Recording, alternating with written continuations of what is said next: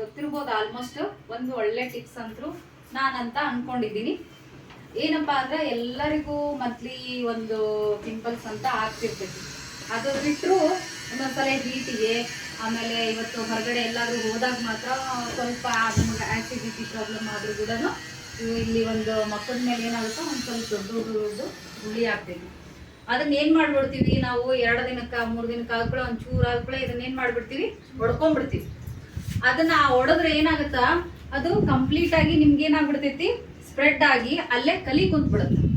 ಅದಕ್ಕ ನಾ ಏನ್ ಹೇಳ್ತೀನಿ ಅಂತಂದ್ರೆ, ನಿಮ್ಗೆ ಒಂದೊಳ್ಳೆ ಸಜೆಷನ್ ಕೊಡ್ಬೇಕು ಅಂತಂದ್ರ, ನೀವು ಆಗಿರ್ತದ ಇವತ್ತು 1-2 ದಿನ ಬಿಟ್ಬಿಟ್ಕೊಳ್ಳೆ ಅದೇನಾಗ್ಬಿಡ್ತೈತಿ, ಸ್ವಲ್ಪ ದೊಡ್ಡದು ಏನಂತಾರ ಒಂದು ಬಬಲ್ಸ್ ತರ ದೊಡ್ಡದಾಗಿ ಕುಂತ್ ಬಿಡುತ್ತ. ಆ ಟೈಮ್ನಾಗ ಏನ್ ಮಾಡ್ಬೇಕು, ನೈಟ್ ಮಲ್ಗಬೇಕಂತಂದ್ರ ಈ ಬೆಳ್ಳುಳ್ಳಿ ಇರೋದಿಲ್ಲ, ಆ ಬೆಳ್ಳುಳ್ಳಿನ ಏನ್ ಮಾಡ್ಬೇಕು, ಜಜ್ಜಿ ಬಿಟ್ಟು ಒಂದ್ ಸ್ವಲ್ಪ ವಿಕ್ಸ್ ಎಲ್ಲಾರು ನಿಮ್ ಮನ್ಯಾಗ ಆಲ್ಮೋಸ್ಟ್ ಇದೇ ಇರ್ತದ. ಇದು ಮನಿ ಟಿಪ್ಸ್ ನಾ ಹೇಳ್ತಾ ಇರೋದು.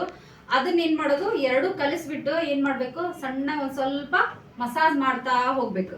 2 ಡೇಸ್ ಮಾಡಿದ್ರಿ ಅಂತಂದ್ರ ಕಂಪ್ಲೀಟ್ ನಿಮ್ಗ ಅಲ್ಲಿ ಕಲಿನೂ ಕುತ್ಕೊಳ್ಳೋದಿಲ್ಲ.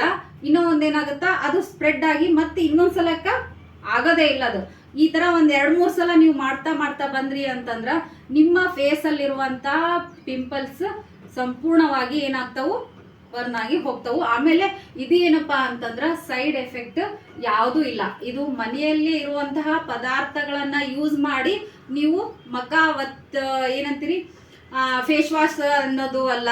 ಅದನ್ನು ಏನಾಗುತ್ತಾ, ಇನ್ನೊಂದಕ್ಕ ಏನಾಗ್ಬಿಡ್ತೈತಿ, ಒಬ್ಬೊಬ್ಬರ ಚರ್ಮಕ್ಕೆ ಆಗಿ ಬರೋದಿಲ್ಲ, ಒಬ್ಬೊಬ್ಬರ ಚರ್ಮಕ್ಕೆ ಸೆಟ್ ಆಗ್ತಿರೋದಿಲ್ಲ.